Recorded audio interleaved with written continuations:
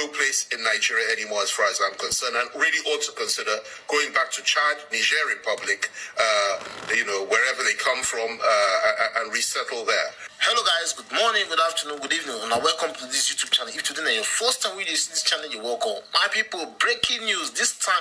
Femi Fani Kayode don't speak out. Now don't say, I told you last time we say yes. I post Dino Melaye. I said me all the leaders begin come and they speak. Right now, Femi Fani Kayode don't let us know say Nigeria go definitely share it to two guys. I will leave this video, make una watch. Make una see when it talk and say most of those rulers where they rule us. Many of them not be Nigeria. Many of them come from Chad, Niger. Guys, I don't want to waste no time. Make una watch this video. Make una hear from the Aussie smart. Femi Fani Kayode let us know say this country, like the way they go, industry say yes, separation must be front. That is a 2023 go bloody. He go dog get. Guys, make I drop this video for now. Make una watch. Take your time. No skip ham. Share this video to anybody who be saying yes, you never see this video. Share them out. Make the yes, yes. Femi Fani Kayode don't speak out. Don't let us know. Say yes, Nigeria must divide. Oduduwa must come. Biafra must come. The middle belt, all of them. That is everybody must share Gary. He can't let us know say if the country even share self, at least we go see 5 countries they come over inside Nigeria. To start with, the northerners go their hole. Like guys, man, no waste no time. Make una watch this video. I beg you to do your first time with this channel. Make you not fail to hit on the red subscribe button for more videos to come your way. Kudos to Femi Fani Kayode. Stay blessed, guys. Somebody asked me what I felt about what was going on in this country and how things would unfold and whether I'm worried or not. The answer to the question is yes, I am worried. And let me tell you what I believe is happening. There are 4 major forces in this country today. I'll call them 4 horns. 2 are in the southwest. 1 is in the east. And the 4th one is Buhari, and he represents the north. And in the southwest, you have 2 horns, very powerful, aggressive, focused, and very, very committed horns.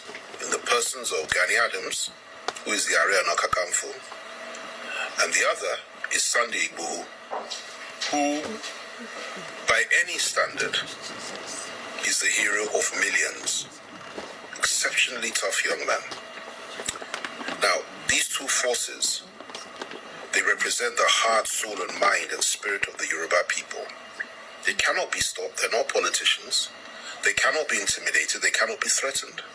They're extremely focused, and both of them, if sufficiently provoked, the kind of mass following they have, their readiness to die for their cause, they're extremely dangerous. Thankfully, they're good men, and men that simply want a fair deal in a wider Nigeria for our people. Also men that are committed to the cause of Oduduwa Republic once it is clear that there can be no fair deal in a wider Nigeria. They're totally committed to that. In fact, they're simply waiting for the integrationists to offer a better deal. Outside of that, they're leaving. And when they decide to go, it will take a war to stop them. And they have the hearts of the people. In the east, you have Nnamdi Kanu. I know him, exceptionally tough, very courageous, and he has a massive following. Absolutely massive. I call him the 3rd horn. I call him the Tiger of the East. Exceptionally tough man and inspirational. And if there is to be an election in the East or in Biafra tomorrow, he would win hands down. He has the hearts, minds, and souls of the people, and he's fighting for his people. Then you go up north, and you go, before I get to the president, you go to the Middle Belt. There's a man who's a good friend of mine. He was at Oxford. Brilliant man, Obadiah Malafia. Obadiah is not a freedom fighter as such. He's not a man that is committed to any form of violence. But he's a man of ideas, and his ideas are explosive, extremely inspirational. He's very focused. He's a brilliant intellectual, and his ideas and his intellectual contributions are more powerful than bombs, because he has ignited the sense of awareness of the people of the Middle Belt, the Christian minorities, particularly the northern minorities, particularly the Christians. And he is voicing their opinions and holding their corner and fighting their corner more than anybody else in the history of the Middle Belt, as far as I'm concerned. He's extremely focused. And he represents, in my view, the fourth horn. And it's a very positive horn, very strong horn, and it represents a hope for the people of the Middle Belt. Then, of course, you have President Buhari himself, who I believe is the fifth horn. So rather than four, there are five horns. President Buhari and those that are with him, that support him, are also very focused and committed to doing what they're doing. And some of them understand the situation and are ready to adapt. Others are not. But that group collectively represents a very powerful force that cannot be underestimated. Within that camp, there are various groups. I mean, I won't go into that now. Some are more liberal and more moderate than others. But by and large, these are President Buhari's loyalists and his people. Now, these 4 or 5 horns are the ones that hold the destiny of our country.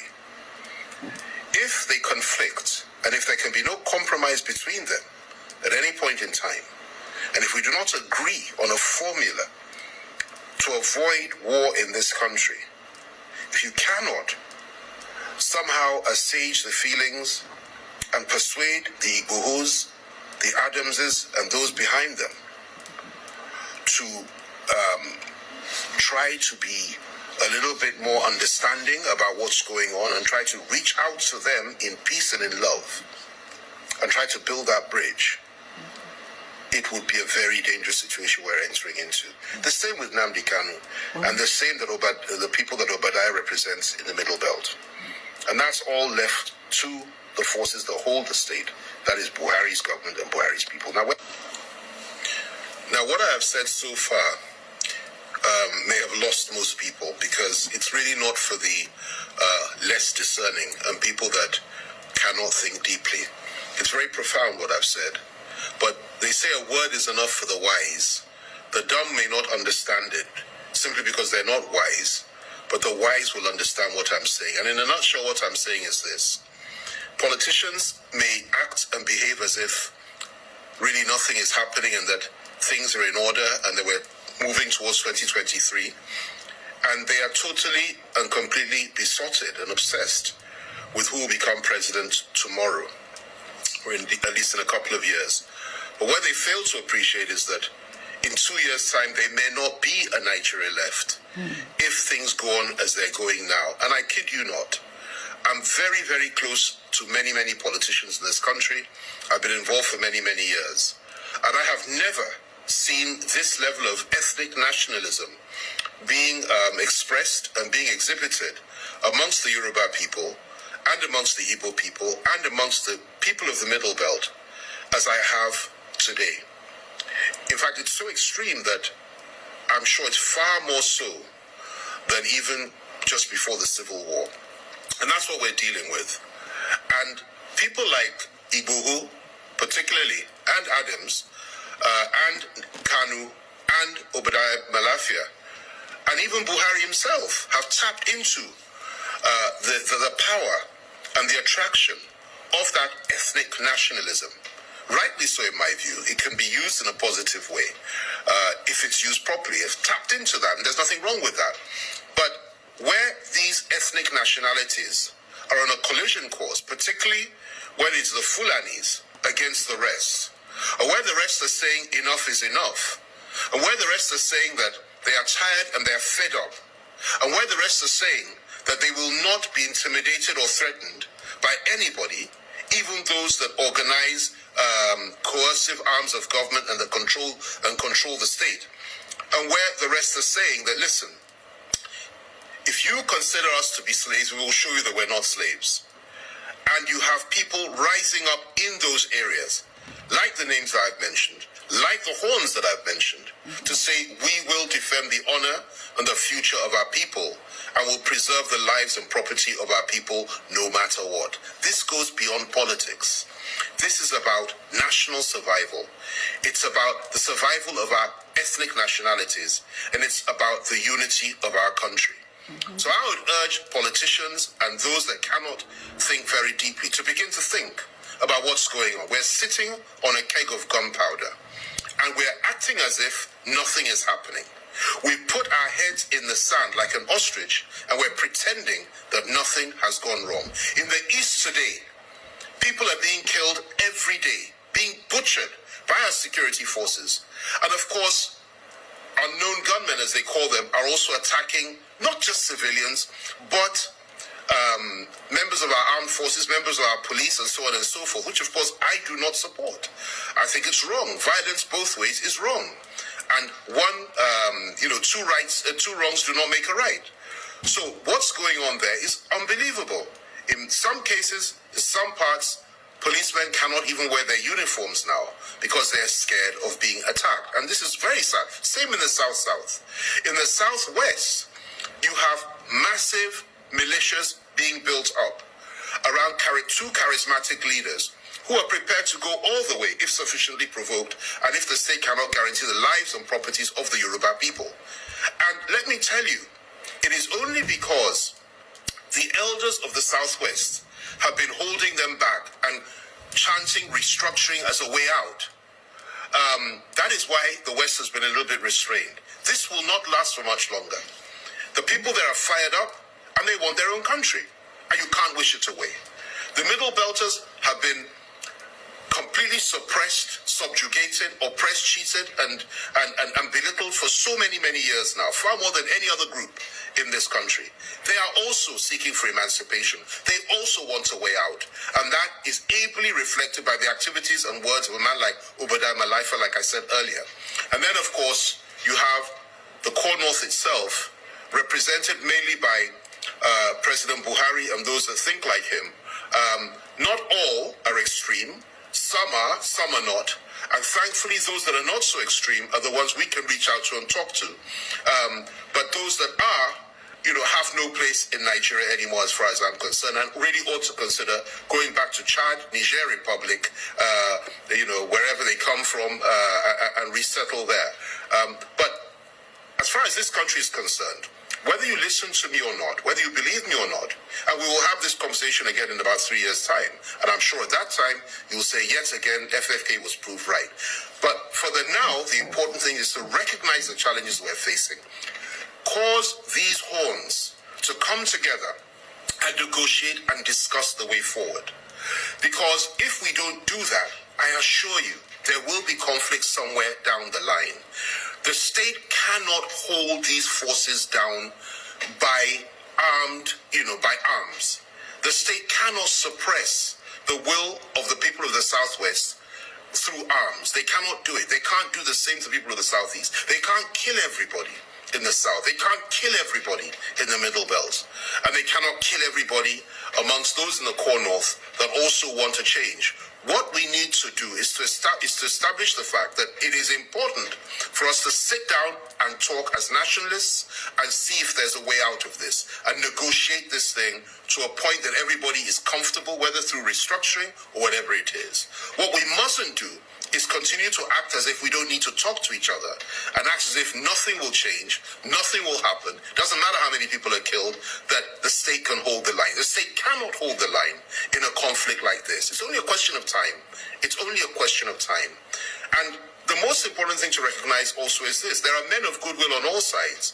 We may disagree on Oduduwa, Biafra, Nigeria, or even an amalgamation of the 4 zones, the Middle Belt, the South-South, the Southeast, and Southwest coming together to form one country, and the core North going its separate way. Or we may have 5 or 6 separate countries at the end of it all. Or we may believe in an integrated Nigeria, which is restructured, we continue as one. It doesn't matter what you think. It doesn't matter what you feel. It doesn't matter where you stand on the way forward. What matters is that we must have peace. We must have dialogue. We must have understanding. And we must stop this idea that you can kill all those that are opposed to you and that you can wipe them off the face of the earth and crush the opposition and crush those that do not agree with you. This cannot work. We must talk. We must dialogue. That's the way forward. That's the only way forward. And that's my preferred option for the future for this country. I continue to trust God that we won't have a war. We won't have a conflict. But I assure you, as sure as I am, that night follows day and that day follows night.